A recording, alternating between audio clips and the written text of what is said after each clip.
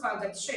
વડોદરા શહેરના દિવાળીપુરા ન્યાય મંદિરના એડવોકેટ હાઉસમાં યોજાયેલી ચૂંટણીમાં થયું 80% મતદાન।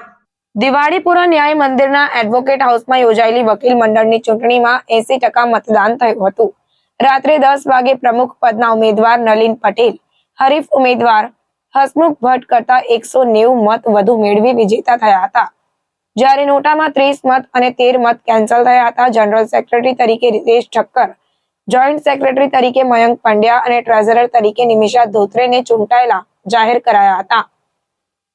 વકીલ મંડળના પ્રમુખ, ઉપપ્રમુખ સહિત 18 પદો માટે 42 ઉમેદવાર મેદાનમાં હતા।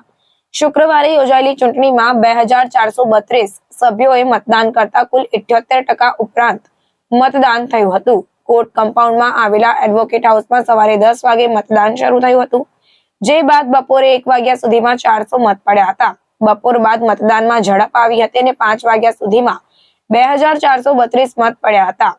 પારદર્શક ચૂંટણી માટે 5 સીસીટીવી લગાવાયા હતા, જેનું જીવંત પ્રસારણ મતદાન મથકની બહાર લગાવેલી સ્ક્રીન પર થતું હતું। ઉમેદવારો અને ટેકેદારો મતદાન મથકથી દૂર ઉભા રહી મતદારોને સમજાવતા નજરે પડ્યા હતા।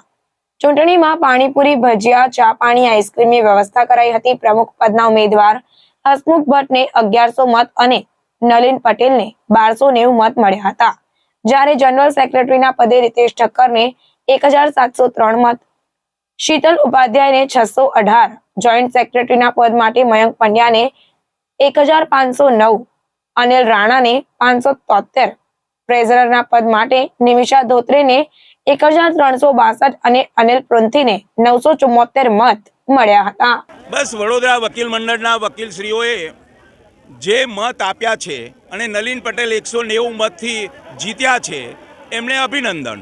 2023-24ની આ ચૂંટણી હતી અને એની અંદર આજે મને તમામ વકીલ મિત્રોએ મારા ફરીથી એક ભરોસો મૂક્યો છે અને મને જે જંગી બહુમતીથી વિજય અપાયો છે એ તમામ વકીલ મિત્રોના ગમે તે કામો હશે એ મારે કરવાના છે અને જુનિયર સિનિયર વકીલો માટે હું ખડે પગે હાજર રહીશ।